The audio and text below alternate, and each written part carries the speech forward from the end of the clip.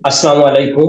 প্রিয় শিক্ষার্থী, সম্মানিত অভিভাবক, অভিভাবিকা এবং সম্মানিত শিক্ষক শিক্ষিকাবৃন্দ, আপনারা স্ক্রিনে 2024 শিক্ষাবর্ষের শিক্ষণকালীন মূল্যায়ন এবং বার্ষিক পরীক্ষা গ্রহণ সংক্রান্ত নির্দেশনা দেখতে পাচ্ছেন।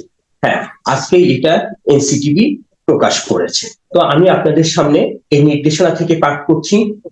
আশা করি শেষ পর্যন্ত আপনারা আমার সাথে থাকবেন। আমি এই নির্দেশনাগুলির পরে বিষয়ভিত্তিক নির্দেশনা এবং বার্ষিক পরীক্ষার সিলেবাস আপনাদের সামনে তুলে ধরবো। শেষ পর্যন্ত আপনারা আমার সাথে থাকবেন, আমার চ্যানেলটি সাবস্ক্রাইব করবেন। তো চলুন শুরু করা যাক। শিক্ষণকালীন মূল্যায়ন এবং বার্ষিক পরীক্ষা পরিচালনার সাধারণ নির্দেশনা। 2024 শিক্ষাবর্ষের ষষ্ঠ, সপ্তম, অষ্টম এবং নবম শ্রেণীর শিক্ষণকালীন মূল্যায়ন এবং বার্ষিক পরীক্ষা জাতীয় শিক্ষাক্রম 2022-এর আলোকে প্রণীত পাঠ্যপুস্তকের বিষয়বস্তুর ভিত্তিতে সম্পন্ন হয়। অর্থাৎ 2022 সালের আমরা যে নতুন কারিকুলাম বলতেছি, সেই কারিকুলাম অনুসারে শিক্ষার্থীরা 2024 সালে ষষ্ঠ থেকে নবম শ্রেণীতে যে বইগুলি পড়ছে, এই বইগুলি থেকেই তাদের বার্ষিক পরীক্ষা হবে। মূল্যায়ন কার্যক্রম শিক্ষণকালীন মূল্যায়ন এবং বার্ষিক পরীক্ষা দুটি ভাগে অনুষ্ঠিত হবে।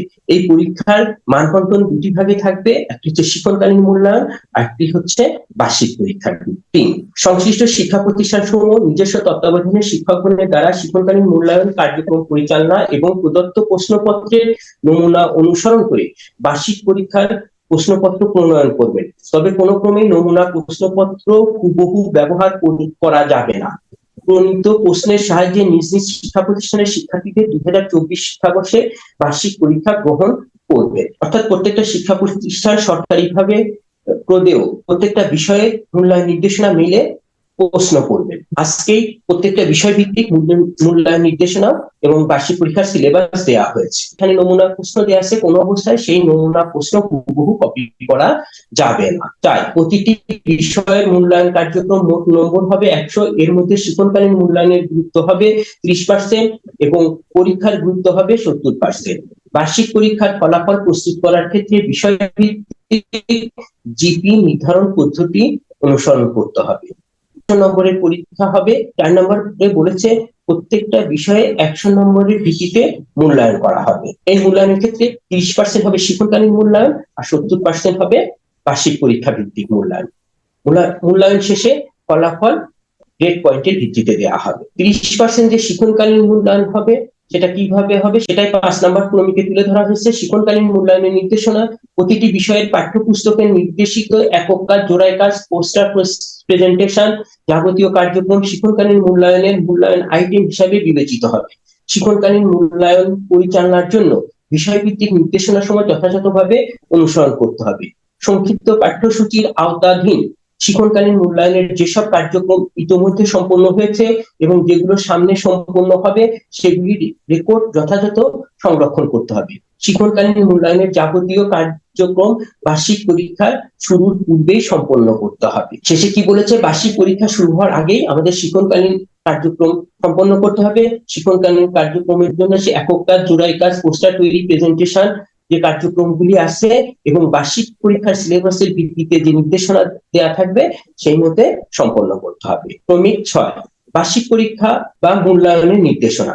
বার্ষিক পরীক্ষা সংক্ষিপ্ত পাঠ্যসূচি অনুযায়ী প্রতিটি বিষয়ে 100 নম্বরের লিখিত পরীক্ষার মাধ্যমে অনুষ্ঠিত হবে। লিখিত পরীক্ষার মোট সময় হবে 3 ঘন্টা। লিখিত পরীক্ষার প্রশ্নপত্র প্রণয়নের নির্দেশিকা, প্রশ্নের কাঠামো, মানবন্টন, বিষয়ভিত্তিক নির্দেশনায় বিস্তারিত দেয়া আছে। বিষয়ভিত্তিক নির্দেশনায় প্রদত্ত নমুনা প্রশ্নপত্র দেয়া আছে। তাহলে বার্ষিক পরীক্ষা হবে 100 নম্বরের লিখিত পরীক্ষা, তার মধ্যে নোট ব্যক্তিক থাকবে, সংক্ষিপ্ত প্রশ্ন থাকবে। মোট পরীক্ষার সময় হবে 3 ঘন্টা এবং এই বিষয়ে বিস্তারিত বিষয়ভিত্তিক মূল্যায়ন নির্দেশনা পাওয়া যাবে এবং সেখানে নমুনা প্রশ্নপত্র দেয়া আছে। ক্রমিক 7 লিখিত পরীক্ষার উত্তর লেখার জন্য পূর্বের ন্যায় বিদ্যালয় কর্তৃক প্রয়োজনীয় খাতা সরবরাহ করতে হবে। অর্থাৎ শিক্ষার্থীরা পরীক্ষা দিতে আসবে, শিক্ষা প্রতিষ্ঠান থেকে বা তার স্কুল থেকে খাতা সরবরাহ করবে। ক্রমিক 8 বার্ষিক ফলাফল প্রস্তুত করার ক্ষেত্রে বিষয়ভিত্তিক জিপি নির্ধারণ পদ্ধতি। শ্রেণী উত্তরণের জন্য ষষ্ঠ থেকে নবম শ্রেণীর শিক্ষার্থীদের বার্ষিক ফলাফল প্রস্তুত করার ক্ষেত্রে প্রতিটি বিষয়ের মোট নম্বর হবে 100। এই 100 নম্বরের মধ্যে ধারাবাহিক শিক্ষণকালীন মূল্যায়নের ওয়েটেজ হবে 30% এবং লিখিত বার্ষিক পরীক্ষার ওয়েটেজ হবে 70%। যেহেতু প্রত্যেক বিষয়ের ধারাবাহিক শিক্ষণকালীন মূল্যায়নের জন্য বরাদ্দকৃত মোট নম্বর 30, এবং লিখিত পরীক্ষার জন্য বরাদ্দকৃত মোট নম্বর 100। যেহেতু একজন শিক্ষার্থী একটি বিষয়ে বার্ষিক ফলাফল প্রস্তুত করার ক্ষেত্রে ওই বিষয়ের ধারাবাহিক শিক্ষণকালীন মূল্যায়নের তার প্রাপ্ত নম্বরের সাথে লিখিত বার্ষিক পরীক্ষার প্রাপ্ত নম্বরের 70% যোগ করে ওই বিষয়ের বার্ষিক ফলাফল বা গ্রেড নির্ণয় করা হবে। সম্মানিত অভিভাবক, প্রিয় শিক্ষার্থী, তোমরা লক্ষ্য করো, শিক্ষণকালীন মূল্যায়নের 30 নম্বর এবং বার্ষিক পরীক্ষার 100 নম্বর, তাহলে কত হচ্ছে? 130 নম্বর। আসলে তো মোট মূল্যায়নটা 100 নম্বরের হবে। সেক্ষেত্রে কি করতে হবে? শিক্ষণকালীন মূল্যায়ন হবে 30 নম্বরের, আর 100 নম্বরের যে বার্ষিক পরীক্ষা হবে, সেই বার্ষিক পরীক্ষায় 100 নম্বরের ভিতর তুমি যে নম্বরটা পাবে সেই নম্বরটাকে 70% কনভার্ট করে তোমার শিক্ষণকালীন মূল্যায়নের প্রাপ্ত নম্বরের সঙ্গে যোগ করে বার্ষিক পরীক্ষার ফলাফল নির্ধারণ করা হবে ওই বিষয়ে। এবার একটি উদাহরণের মাধ্যমে এনসিটিবি পরিষ্কার করে দিয়েছে। ধরা যাক বাংলা বিষয়ের শিক্ষণকালীন মূল্যায়ন মোট 30 নম্বরের মধ্যে শিক্ষার্থী ক এর প্রাপ্ত নম্বর 25, অর্থাৎ 30 নম্বরে একজন শিক্ষার্থী পেয়েছে 25। লিখিত পরীক্ষায় মোট 100 নম্বরের মধ্যে প্রাপ্ত নম্বর 80। বাংলা বিষয়ে তার বার্ষিক ফলাফল গ্রেড নির্ধারণের ক্ষেত্রে তার ধারাবাহিক মূল্যায়নের প্রাপ্ত 25 নম্বরের সাথে লিখিত পরীক্ষায় প্রাপ্ত 80 নম্বরে 70% অর্থাৎ 56 যোগ করে বাংলা বিষয়ে প্রাপ্ত মোট নম্বর হবে 25 যোগ 56 ইন্টু 81। বাংলা বিষয়ের শিক্ষার্থী ক এর জিপি বা গ্রেড পয়েন্ট হবে 5.00, লেটার গ্রেড হবে A+। এরপরে আমরা নিচে দেখতে পাচ্ছি গ্রেড পয়েন্ট এবং লেটার গ্রেডের বিভাজনটা দেয়া আছে। এটা পূর্বের ন্যায়ই আছে, আমরা এটা জানি। 0 থেকে 32 grade point 0, letter grade F। 33 থেকে 39 গ্রেড পয়েন্ট 1 এবং লেটার গ্রেড D। এখানে 40 থেকে 49 grade point 2, letter grade C। লক্ষ্য করো শিক্ষার্থী, এখানে 79 না, এখানে হবে 49। এরপরে আছে 50 থেকে 59 grade point 3, letter grade B। তারপরে 60 থেকে 69 grade point 3.50, letter grade A-। 70 থেকে 79 grade point 4.00, letter grade A। তারপরে 80 থেকে 100 grade point 5.00, letter grade A+। এটা আমরা পূর্বেও যা ছিল এখনো তাই আছে। এর শেষ অংশে একটা গুরুত্বপূর্ণ বিষয় উল্লেখ আছে, একটি বিষয়ে সর্বনিম্ন ডি গ্রেড পেলে ওই বিষয়ের শিক্ষার্থীদের উত্তীর্ণ বলে বিবেচনা করা হবে। আমরা সবসময় জানি 33-এ পাস, অর্থাৎ 33 থেকে 39 ডি গ্রেড পেলেই একজন শিক্ষার্থী পাস করবে। কিন্তু এখানে এনসিটিবি থেকে শর্ত দিয়ে দিয়েছে 3 বা ততোধিক বিষয়ে কোন শিক্ষার্থী ডি গ্রেড পেলে সে পরবর্তী শ্রেণীতে উত্তীর্ণ হতে পারবে না। প্রিয় শিক্ষার্থীরা, তোমরা সতর্ক থাকবে। তুমি যদি 3টি বিষয়ে ডি পাও তাহলে কিন্তু পরবর্তী শ্রেণীতে তুমি উঠতে পারবে না। তবে বিষয় শিক্ষকবৃন্দের সাথে আলোচনা সাপেক্ষে ওই প্রতিষ্ঠান প্রধান বিশেষ বিবেচনায় তাকে পরবর্তী শ্রেণীতে উত্তরণের সুযোগ প্রদান করতে পারেন। সেক্ষেত্রে তোমার যদি মেডিকেল কোনো কজ থাকে, সেক্ষেত্রে প্রতিষ্ঠান প্রধান বা শিক্ষকগণ বিবেচনা করলেও করতে পারেন। আপাতত তুমি ধরে নিবা 3 বিষয়ে ডি পেলে উত্তীর্ণ হতে পারবে না। প্রিয় সুধী এবং সম্মানিত অভিভাবকবৃন্দ, এটাই ছিল আজকে এনসিটিবি কর্তৃক প্রকাশিত 2024 সালের বার্ষিক পরীক্ষার মূল্যায়ন নির্দেশনা। আপনি এই মূল্যায়ন নির্দেশনা কোথা থেকে পাবেন? এখানে উল্লেখ আছে বিষয়ভিত্তিক মূল্যায়ন নির্দেশনা, সিলেবাস এবং মানবন্টন দেওয়া আছে।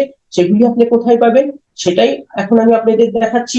আশা করি শেষ পর্যন্ত আমার সঙ্গে থাকবেন, আমার চ্যানেলটি সাবস্ক্রাইব করবেন। তো চলুন আমরা দেখি কোথায় পাওয়া যাবে। প্রথমে আমরা গুগল ক্রোম ব্রাউজারে যাব, সেখানে এনসিটিভির ওয়েবসাইটে যাব, nctv.gov.bd লিখে এন্টার দিলাম। এনসিটিভির ওয়েবসাইট আমাদের সামনে ওপেন হয়েছে। এই এনসিটিভির ওয়েবসাইটে আমরা দেখুন নোটিশ বোর্ডে উপরেই দেখতে পাচ্ছি 2024 শিক্ষাবর্ষের বার্ষিক সামষ্টিক মূল্যায়ন নির্দেশনা। এখানে ক্লিক করব। এখানে ক্লিক করলে আমরা 2024 সালের বার্ষিক পরীক্ষার যে নির্দেশনাগুলি আছে সেই নোটিশে প্রবেশদ্বারে চলে যাব। সেখানেই দেখুন 2024 এর নিচে লেখা আছে বিস্তারিত। এই বিস্তারিত ক্লিক করব। বিস্তারিত ক্লিক করলে আপনি ষষ্ঠ থেকে নবম শ্রেণীর সকল বিষয়ে মূল্যায়ন নির্দেশনা ও মানবন্টন পেয়ে যাবেন। এই দেখুন সাধারণ নির্দেশিকা, এই ডাউনলোডে ক্লিক করলে সাধারণ নির্দেশিকাটি ডাউনলোড হয়ে যাবে। আমি এখান থেকে ডাউনলোড করে আপনাদেরকে দেখিয়েছি। এখান থেকে এই ডাউনলোড অপশনে ক্লিক করলে এই সাধারণ নির্দেশিকাটি আমার কম্পিউটারে ডাউনলোড হয়ে যাবে। এই দেখুন ডাউনলোড হয়ে গেল। তো সাধারণ নির্দেশিকা তো আপনাদেরকে দেখিয়েছি, এখন আমি আপনাদেরকে দেখাবো কিভাবে আপনারা আপনার সন্তান যে শ্রেণীতে পড়ে সেই শ্রেণীর সকল বিষয়ে মূল্যায়ন নির্দেশনা ডাউনলোড করবেন। তো দেখুন 2024 শিক্ষাবর্ষের ষষ্ঠ শ্রেণীর বার্ষিক সামষ্টিক মূল্যায়ন নির্দেশনা, এই ডাউনলোড অপশনে ক্লিক করলেই ডাউনলোড হয়ে যাবে। একইভাবে সপ্তম শ্রেণীটা ডাউনলোড করার প্রয়োজনে এখানে ডাউনলোডে ক্লিক করবেন, অষ্টম শ্রেণীর ক্ষেত্রে রেসপেক্টিভলি এই ডাউনলোডে ক্লিক করবেন, নবম শ্রেণীর ক্ষেত্রে এখানে ডাউনলোডে ক্লিক করবেন। তো আমি আপনাদেরকে ষষ্ঠ শ্রেণীর সকল বিষয় ডাউনলোড করে দেখাচ্ছি। ডাউনলোডে ক্লিক করার পর গুগল ক্রোম ব্রাউজারকে আমি ডাউনলোড করছি। যে অপশনটা আসলো এই ডান সাইডে উপরে আপনারা দেখতে পাচ্ছেন এই ডাউনলোড চিহ্নটা, এখানে ক্লিক করলেই আমার কম্পিউটারে ষষ্ঠ শ্রেণীর ফাইল, সকল বিষয়ের ফাইলগুলি ডাউনলোড হবে। ড্রাইভ থেকে একটি ফোল্ডার জিপ আকারে ডাউনলোড হবে। এই ক্ষেত্রে আপনার ইন্টারনেট স্পিডের উপর নির্ভর করবে কত দ্রুত ডাউনলোড হবে। একইভাবে এখান থেকে অন্যান্য শ্রেণীর গুলিও ডাউনলোড করতে পারবেন। এখানে কিন্তু বিষয় ভিত্তিক আলাদা করে ডাউনলোড করা যাবে না, একটি শ্রেণীর সকল বিষয় একত্রে ডাউনলোড হবে। তো আপনারা দেখতে পাচ্ছেন ষষ্ঠ শ্রেণীর বিষয়গুলি ডাউনলোড হওয়া সম্পন্ন হয়েছে। এবার ডাউনলোড ফোল্ডারে ক্লিক করলাম, দেখুন দেখাচ্ছে ক্লাস 6 অ্যাসেসমেন্ট ইনস্ট্রাকশন ডাউনলোড হয়ে গেছে। এবার আমি যদি এই ফোল্ডারের মধ্যে ডাবল ক্লিক করি, দেখুন তারপরে ক্লাস 6 এই ফোল্ডারে ডাবল ক্লিক করি, দেখুন এই ফোল্ডারের মধ্যে সমস্ত বিষয়গুলি দেখাচ্ছে। এখান থেকে আমি বাংলা বিষয় ওপেন করি, ডাবল ক্লিক করলাম, দেখুন বাংলা বিষয়টি দেখাচ্ছে বার্ষিক সামষ্টিক মূল্যায়ন নির্দেশিকা 2024 বিষয় বাংলা, শ্রেণী ষষ্ঠ। তো ষষ্ঠ শ্রেণীর যারা শিক্ষার্থী আছে তারা লক্ষ্য করো, এই বার্ষিক পরীক্ষার পাঠ্যক্রম তোমার কিন্তু এই বার্ষিক পরীক্ষায় সম্পূর্ণ বই থাকবে না, মাত্র এই 6টি অভিজ্ঞতা থাকবে এবং কোন অভিজ্ঞতা কত পৃষ্ঠা থেকে কত পৃষ্ঠা পর্যন্ত থাকবে সেগুলিও এখানে উল্লেখ আছে। দেখো আমরা দেখতে পাচ্ছি মাঝখানে অবশ্যই গ্যাপ আছে। দেখো পঞ্চম অভিজ্ঞতা বুঝে পড়ি লিখতে শিখি, সেখানে 62 পৃষ্ঠা থেকে 65 পৃষ্ঠা, আবার 71 পৃষ্ঠা থেকে 76 পৃষ্ঠা। অতএব এখানে এনসিটিভি থেকে যেভাবে দিয়েছে আমরা সেগুলি শিক্ষকের নির্দেশনা অনুসারে করব এবং নিজেরাও নির্দেশনাগুলি ডাউনলোড করে নিয়ে প্রিন্ট আউট করে নিজেদের কাছে সংরক্ষণ করব। এখন আমরা সাধারণ নির্দেশনা করেছিলাম শিক্ষককালীন 30% এবং সামষ্টিক মূল্যায়নের 70%, সেটা দেখাচ্ছে মূল্যায়ন কাঠামো এটা। এরপরে আসছে পূর্ণমান 100 এবং কোন অংশে কি নাম্বার থাকবে সেটা দেখাচ্ছে। প্রিয় শিক্ষার্থী লক্ষ্য করো, ষষ্ঠ শ্রেণীর বাংলা নৈর্ব্যক্তিক প্রশ্ন 15টি এমসিকিউ থাকবে এবং 10টি এক কথার উত্তর থাকবে, মোট 25 এক করে 25 নম্বর, এবং সংক্ষিপ্ত উত্তর প্রশ্ন থাকবে 10টি, 10টির উত্তর দিতে হবে, প্রতিটা 2 করে 10 দুগুণ 20, 3 ঘন্টার পরীক্ষা হবে। এরপরে রচনামূলক প্রশ্ন থাকবে যার কোনো উদ্দীপক থাকবে না, 5টি থেকে 3টির উত্তর দিতে হবে, প্রতিটা 5 করে 3 5 15। আবার উদ্দীপক থাকবে 7টি প্রশ্ন থাকবে, 5টির উত্তর দিতে হবে, 8 করে 5 8 40। যে 7টি প্রশ্ন উদ্দীপক থাকবে সেই প্রশ্নগুলি আবার সেই উদ্দীপকের অধীন 2টি করে প্রশ্ন থাকবে, প্রতিটি দৃশ্যপটের বিপরীতে 2টি অংশ থাকবে, ক খ। এই মোট 100 নম্বরের 3 ঘন্টার পরীক্ষা হবে। পরবর্তীতে 100তে তুমি যত নাম্বার পাবে সেটাকে 70-এ কনভার্ট করে সেই নাম্বারটাকে তোমার শিক্ষককালীন মূল্যায়নের প্রাপ্ত নাম্বারের সঙ্গে যুক্ত করা হবে। ষষ্ঠ শ্রেণীর বাংলা বিষয়ে শিক্ষককালীন মূল্যায়নের অ্যাসাইনমেন্ট ব্যবহারিক কাজ 10 নম্বর, অনুসন্ধানমূলক কাজ প্রকল্প প্রতিবেদন উপস্থাপন 10 নম্বর, শ্রেণীর কাজ পাঠ্যপুস্তকের সন্নিবেশিত একক দলগত কাজ, ছক পূরণ, বক্স পূরণ, প্রচাট অঙ্কন, একটি করে নমুনা সহ উদাহরণ দিয়েছে আর কি, নমুনা হয়তো দেওয়া আছে। এই 3 10 30, তাহলে তোমাকে এই সময়ের ভিতরে এই 3টি কাজ সম্পন্ন করতে হবে। যারা ইতিমধ্যে একটা কাজ সম্পন্ন করেছো তারা এগিয়ে আসে। এই গেল শিক্ষণকালীন মূল্যায়ন। এবার আছে নমুনা প্রশ্নপত্র। তো নমুনা প্রশ্নপত্রগুলি তোমরা দেখে নিবে, তাহলে খুব সহজে তুমি বুঝতে পারবে। এই দেখো প্রথমে আমরা দেখতে পাচ্ছি 1 থেকে 15টা অবজেক্টিভ প্রশ্ন, অবজেক্টিভের উত্তর দিতে হবে। অবজেক্টিভ সম্বন্ধে তোমাদের আগেই ধারণা আছে। এখানে দেখো এই যে একটা উদ্দীপক আছে 10 নম্বরে, সেটার আলোকে প্রশ্ন আছে, উত্তর দিতে হয়। এরপরে 16 থেকে 25 পর্যন্ত এক কথার উত্তর দিতে হবে। এরপর রচনামূলক অংশ, এখানে সংক্ষিপ্ত প্রশ্ন উত্তর, প্রত্যেকটা 2 করে 10টা প্রশ্ন থাকবে, 10 দুগুণ 20। এরপরে আছে রচনামূলক প্রশ্ন উদ্দীপক ছাড়া, দৃশ্যপট বিহীন, এখানে প্রশ্ন উত্তর দিতে হবে। দেখো প্রতিটা প্রশ্নে উত্তরে 5 করে 5টি থাকবে, 3টির উত্তর দিতে হবে, 3 5 15। এরপরে রচনামূলক প্রশ্ন 7টি থাকবে, যার উদ্দীপক থাকবে, 5টির উত্তর দিতে হবে, উদ্দীপকের সাথে 2টি করে প্রশ্ন থাকবে, কক্ষা 2টি করে প্রশ্ন থাকবে। আমরা দেখতে পাচ্ছি 4 4 করে 8। এইখান থেকে 7টি থাকবে, 5টির উত্তর দিতে হবে, 5×8 = 40। এই হলো ষষ্ঠ শ্রেণী বাংলা বিষয়ে নমুনা প্রশ্ন। এর নিচে আবার এই প্রশ্নগুলির উত্তর দেয়া আছে, এগুলি তোমরা দেখে নিবে, ঠিক আছে। আর শিক্ষকদের প্রতি নির্দেশনা দেয়া আছে, আমরা হুবহু এই প্রশ্নটা কপি করব না, এটা আদলে প্রশ্ন তৈরি করে শিক্ষার্থীদের পরীক্ষা নিই। এটা হলো ষষ্ঠ শ্রেণী বাংলা বিষয়। তো আমি পূর্বেই সকল শ্রেণী সকল বিষয়গুলি ডাউনলোড করে রেখেছি, আপনাদের দেখাবো, এবং আমার গুগল ড্রাইভের লিংক এই ভিডিও ডিসক্রিপশনে দিয়ে দিব, সেখান থেকে আপনারা আপনার শ্রেণী বিষয়গুলি ডাউনলোড করে নিতে পারবেন। এ পর্যায়ে আমি অষ্টম শ্রেণীর ডিজিটাল প্রযুক্তি বিষয়টি দেখাই। দেখুন, বার্ষিক মূল্যায়ন 2024, বিষয় ডিজিটাল প্রযুক্তি, শ্রেণী অষ্টম। এখানে কিছু বর্ণনা দেওয়া আছে, আমি আপনারা পড়ে নিয়ে আপনারা ভিডিওটি পজ করে পড়ে নিতে পারেন। আমি সরাসরি অংশে চলে যাচ্ছি। অষ্টম শ্রেণীর বার্ষিক পরীক্ষার জন্য পাঠ্যক্রম ও সিলেবাস। ডিজিটাল প্রযুক্তি বিষয়ে অভিজ্ঞতা 2, 3, 4, 5 এই 4টি অভিজ্ঞতা দেওয়া হয়েছে এবং পৃষ্ঠা নাম্বার উল্লেখ আছে। দেখা যাচ্ছে যে বেশিরভাগ স্কুলই তো 2, 3 তো ষান্মাসিকে পড়িয়ে ফেলেছেন। এখন বার্ষিক সামষ্টিক মূল্যায়নের জন্য ছিল চতুর্থ, পঞ্চম, এগুলি ছিল। তো অনেকেরই প্রায় শেষের দিকে। অতএব ডিজিটাল প্রযুক্তি বিষয়টি খুব ভালোভাবে বার্ষিক পরীক্ষার পূর্বে শেষ হবে এবং খুব ভালোভাবে মূল্যায়ন করা যাবে। মূল্যায়ন কাঠামো সেই 30% শিক্ষণকালীন মূল্যায়ন, 70% সামষ্টিক মূল্যায়ন, এবং শিক্ষণকালীন মূল্যায়নে যে অংশগুলি থাকবে একদম পৃষ্ঠা নাম্বার সহ উল্লেখ আছে, এবং মানবন্টন এখানে দেওয়া আছে। তো আমরা শিক্ষক মন্ডলী এগুলি ভালো করে পড়ে সেই মতো শিক্ষার্থীদের কাজ করাবো, এবং সম্মানিত অভিভাবক আপনারাও বিষয়টা দেখবেন যাতে আপনার সন্তান সুন্দরভাবে কাজগুলি সম্পন্ন করতে পারে।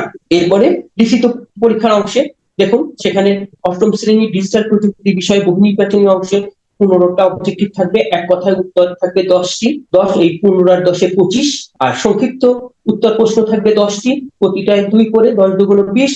রচনামূলক প্রশ্ন প্রেক্ষাপটবিহীন 5টি থেকে 3টি উত্তর দিতে হবে, এবং রচনামূলক এখানে উদ্দীপক থাকবে 7টি থেকে 5টি উত্তর দিতে হবে। তাহলে আমরা ষষ্ঠ শ্রেণীর বাংলা বিষয়ে যে ধরনের কাঠামো দেখলাম, অষ্টম শ্রেণীর ডিজিটাল প্রযুক্তিতেও একই ধরনের কাঠামো দেখলাম। তাহলে আমরা সেক্ষেত্রে বলতে পারি মৌলিক কাঠামোটা কি। কাঠামো মোতাবেক নমুনা প্রশ্ন এখানে দিয়ে দিয়েছে। একইভাবে আমরা ষষ্ঠ শ্রেণীর বাংলা বিষয়ের ক্ষেত্রেও দেখেছিলাম, এখানে অষ্টম শ্রেণীর ডিজিটাল প্রযুক্তিতেও প্রশ্নগুলি দেখছি, এগুলি সব নমুনা প্রশ্ন। বিভাগ এখানে উদ্দীপক আছে এবং ক খ অংশ 2টি করে প্রশ্ন দেওয়া আছে। এবার এই যে নমুনা প্রশ্নের উত্তরগুলি এখানে দেওয়া আছে। তো আমরা দেখলাম অষ্টম শ্রেণীর ডিজিটাল প্রযুক্তি। এবার আমরা নবম শ্রেণীর একটি বিষয় দেখব। কোন বিষয়টি দেখা যায়? নবম শ্রেণীর গণিত বিষয়টি দেখি। নবম শ্রেণী গণিত 2024 সালের বার্ষিক মূল্যায়ন বিষয় ভিত্তিক নির্দেশনা, বিষয় গণিত, নবম শ্রেণী। সেখানেও দেখুন সিলেবাস দেওয়া আছে। নবম শ্রেণীর শিক্ষার্থী বিন্দু লক্ষ্য করো, তোমাদের 1, 2, 3, 4, 5, 6টি অভিজ্ঞতা থাকবে এবং পৃষ্ঠা নাম্বার উল্লেখ আছে। তোমরা দেখতে পাচ্ছ, এগুলি খুব ভালোভাবে চর্চা করো। মূল্যায়ন কাঠামো শিক্ষণকালীন 30%, সামষ্টিক 70%। এরপরে আছে শিক্ষণকালীন মূল্যায়নে কি কি কাজ দেয়া থাকবে তার একটা নমুনা দেয়া আছে, এবং 3×10=30। তাহলে দেখা যাচ্ছে শিক্ষণকালীন মূল্যায়নে 3টি কাজ করতে হবে, 3টি কাজের জন্য 10 করে, 3×10=30 তুমি পাবে। সামষ্টিক মূল্যায়ন প্রশ্নের ধারা ও মান বন্টন গণিত বিষয়টা আমরা লক্ষ্য করি। এটা দেখে অন্য বিষয়ের সঙ্গে মিলতে নাও পারে। 15 নম্বর 100। লিখিত পরীক্ষা আমরা জানি 3 ঘন্টা ব্যাপী পরীক্ষা হবে, সেখানে অবজেক্টিভ থাকবে 15, এক কথায় উত্তর 10। এটা মিলে গেছে, প্রত্যেক বিষয় তাই থাকবে। সংক্ষিপ্ত প্রশ্ন উত্তর এখানে দেখা যাচ্ছে 13টি থাকবে, 13টির উত্তর দিতে হবে। এই অংশটা কিন্তু মিলছে না, অন্যান্য অংশে ছিল এখানে 10টা, 10 দুগুণ 20, এখানে থাকবে 13, 13 দুগুণ 26। এরপরে রচনামূলক অংশে উদ্দীপক থাকবে, 10টি প্রশ্ন থাকবে, 7টির উত্তর দিতে হবে, 7 7 49। এই মোট 100 নম্বরের 3 ঘন্টার পরীক্ষা হবে। এখন এই উদ্দীপকের সাথে ক খ থাকবে, ক খ গ থাকবে, বিভিন্ন ভাবে প্রশ্ন থাকবে, সেটার কথাও এখানে উল্লেখ আছে যে দৃশ্যপট নির্ভর প্রশ্নের মধ্যে 2টি বা 3টি অংশ থাকবে, অর্থাৎ ক খ অথবা ক খ গ থাকবে। ক খ অংশে নাম্বার বন্টন থাকবে 3, 4 করে, আর ক খ গ অংশের মান বন্টনটা এরকম হতে পারে 1, 2, 4, অথবা 2, 2, 3, অথবা 1, 3, 3। এই বিভিন্ন ভাবে মিলায় থাকবে। প্রিয় শিক্ষার্থী, তোমরা লক্ষ্য করো, কাঠামো মোতাবেক নমুনা প্রশ্ন আমরা দেখতে পাবো। এর হচ্ছে নবম শ্রেণী নমুনা প্রশ্ন। অবজেক্টিভ প্রশ্ন আছে, অবজেক্টিভ প্রশ্ন থাকার কথা 15টি আছে। তারপরে এক কথায় উত্তর প্রশ্ন আছে 10টি, এই মোট 25টি। তারপরে খ বিভাগে সংক্ষিপ্ত প্রশ্ন উত্তর 13 × 26 নম্বরে। এরপরে আছে দৃশ্যপট নির্ভর প্রশ্ন, 10টি প্রশ্ন থেকে 7টির উত্তর দিতে হবে, 7 7 49। এই যে আমরা দেখতে পাচ্ছি একটি প্রশ্ন দেখো, ক খ এই উদ্দীপক, তার প্রশ্ন আছে ক খ, নম্বর হচ্ছে 3 এবং 4, ক এর উত্তরে 3, খ এর উত্তরে 4। আবার 3 নম্বরে দেখো আমরা উদ্দীপক দেখতে পাচ্ছি, সেখানে প্রশ্ন আছে ক খ গ, ক এর উত্তরে 1, খ এর উত্তরে 3, গ এর উত্তরে 3। যেখানে ক খ আছে সেখানে 3 আর 4, যেখানে ক খ গ আছে দেখো পাশে আমরা দেখতে পাচ্ছি কতে 2, খতে 2, গয়ে 3। এভাবে বিভিন্ন ভাবে থাকবে, যেটা নির্দেশনায় বলেছে। তো তোমরা দেখলে নবম শ্রেণীর গণিত বিষয়ের প্রশ্ন, এরপরে ওই প্রশ্নের উত্তর দেয়া আছে। আমরা ভিডিও দীর্ঘায়িত করব না, এবার আমরা সপ্তম শ্রেণী কেন বাদ রাখি। তো প্রিয় শিক্ষার্থী, চলো আমরা সপ্তম শ্রেণীর একটা প্রশ্ন দেখে আসি। সপ্তম শ্রেণীর শিক্ষার্থীরা আবার মন খারাপ করবে, তাহলে আমরা সপ্তম শ্রেণীর একটা প্রশ্ন দেখে আসি। সপ্তম শ্রেণীর ইংরেজি প্রশ্নটা লক্ষ্য করো।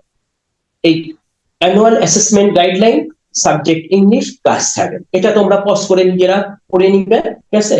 The annual assessment of class 6, 7, 8, 9 will be done through written examination based on the national curriculum 2022, অর্থাৎ 2022 সালের বইগুলির ভিত্তিতে বার্ষিক পরীক্ষা হবে।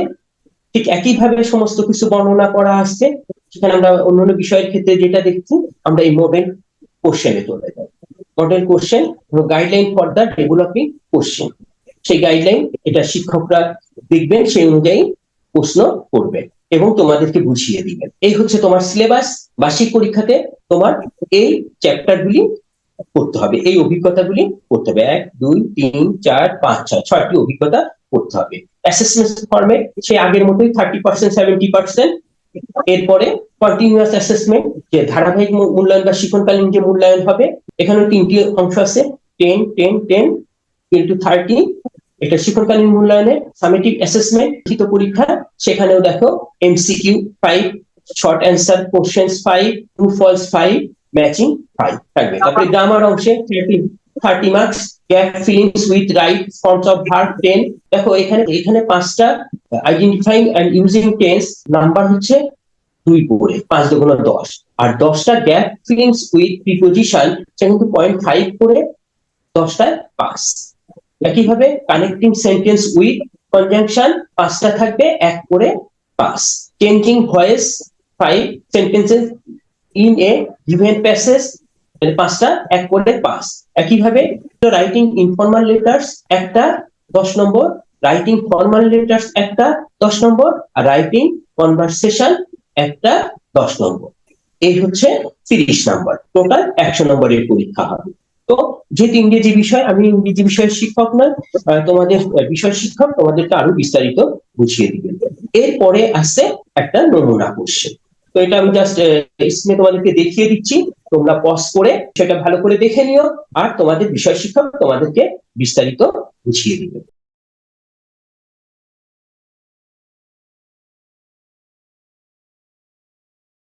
পার্ট বি, এরপরে আছে পার্ট সি।